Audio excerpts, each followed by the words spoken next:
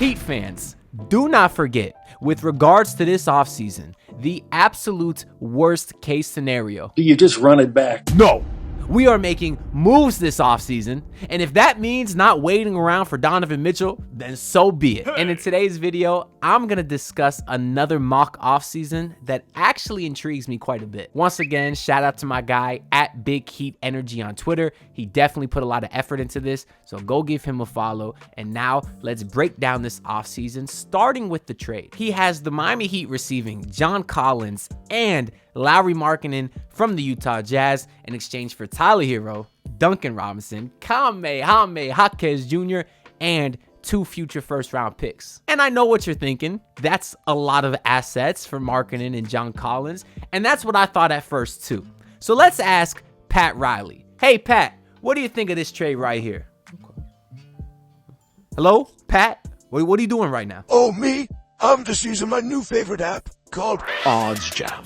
OddsJam is the top choice for data-driven sports betting, tracking over 260 sports books in real time. With OddsJam, you'll become a profitable bettor using strategies similar to those of expert-level traders and investors. I know that your cheap ass loves saving money, so this is perfect for you.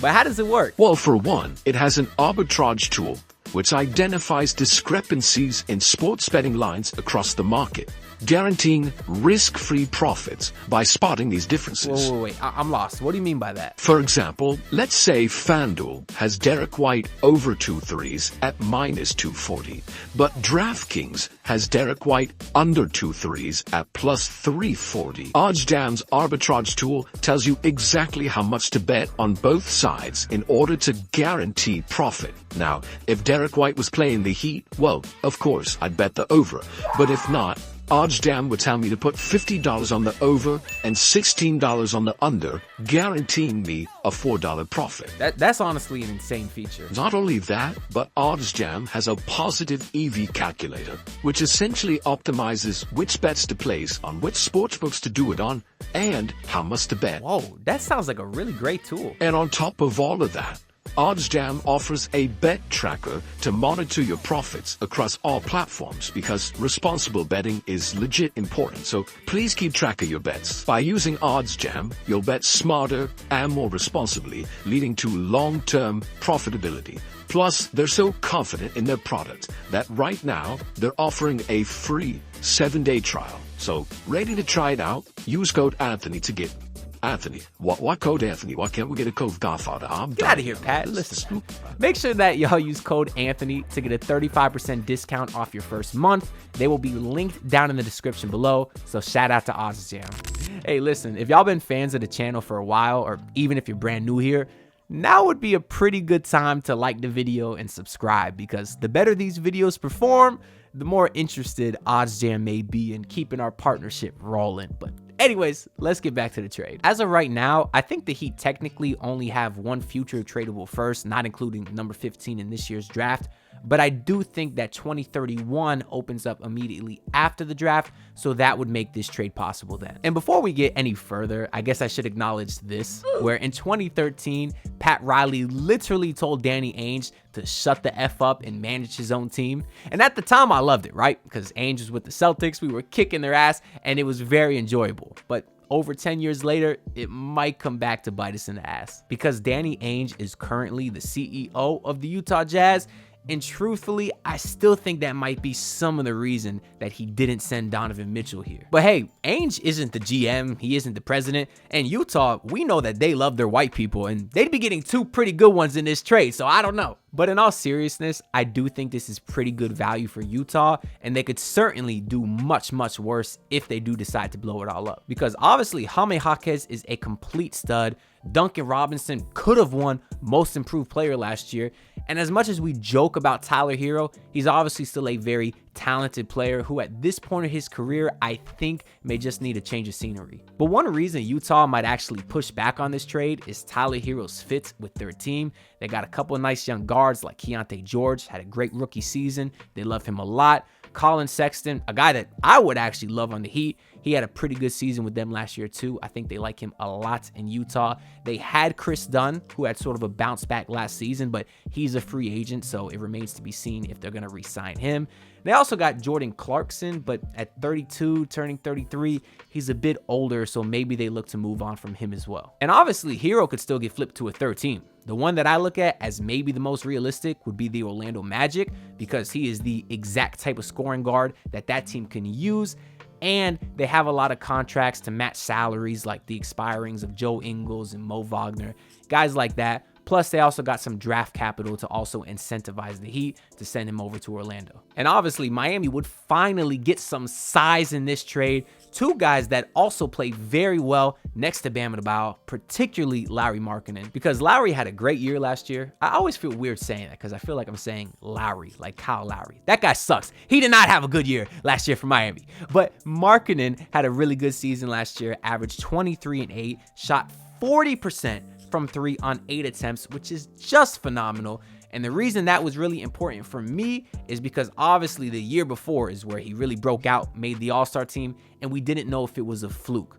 But to follow that up with the great season he had last year, that tells me that he is a legit, solidified star, borderline star, I don't know, but he's one of the better players in this league. However, he is an expiring contract, getting paid only $18 million, which is nothing, meaning that he's going to ask for a hell of a lot more come next offseason. And I think John Collins is still really slept on too. Had a nice year last year, 15 and 9 for him, shot 53% from the field, and was back up to 37% from 3 on 3 attempts a game. That's important because the year prior, I think he shot like under 30%, and I was hoping that bad shooting season was a fluke.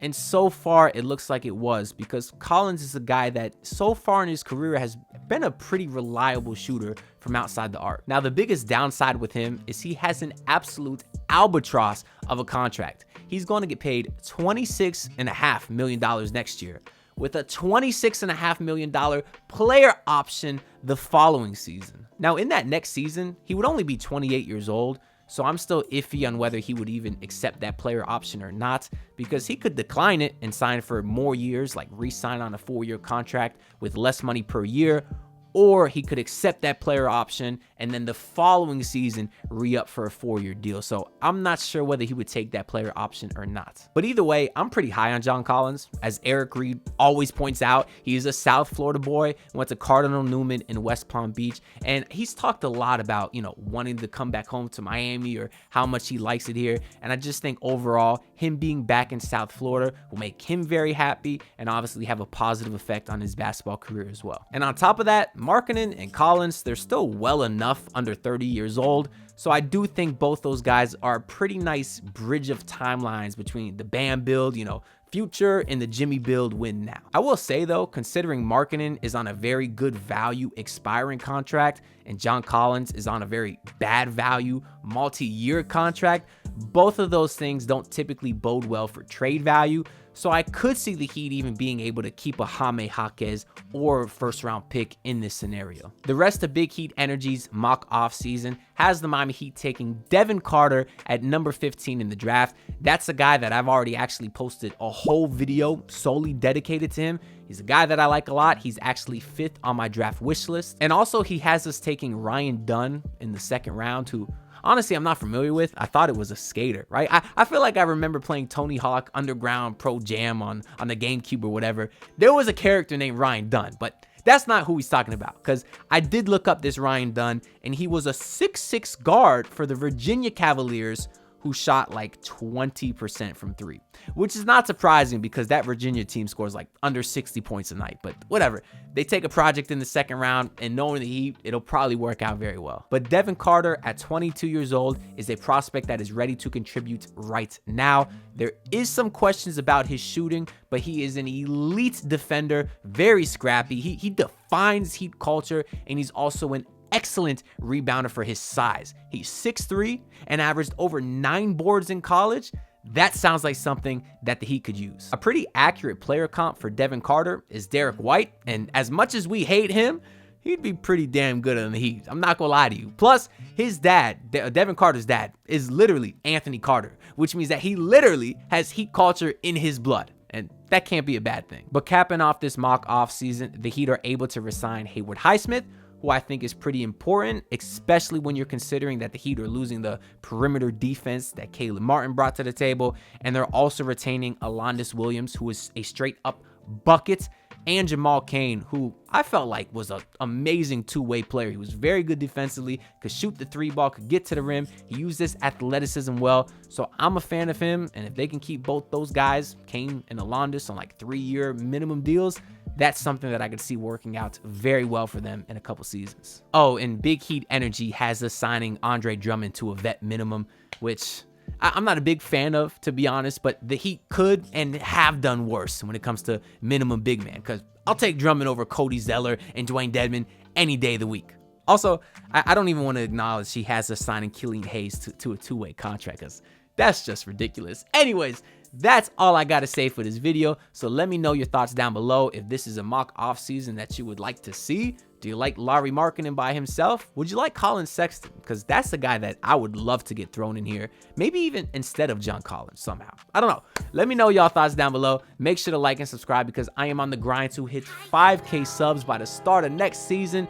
And right now we about 850 away. So I can't do without y'all. I greatly appreciate the support. Check out Odds Jam, linked in the description below. And I'll see y'all next time. Peace out. Look, pull up in your city, tryna get that dead face. Do it on my own, I don't need no dead weight. Had to kill him off, yeah, I need a head space. You know this homegrown bitch don't offend me.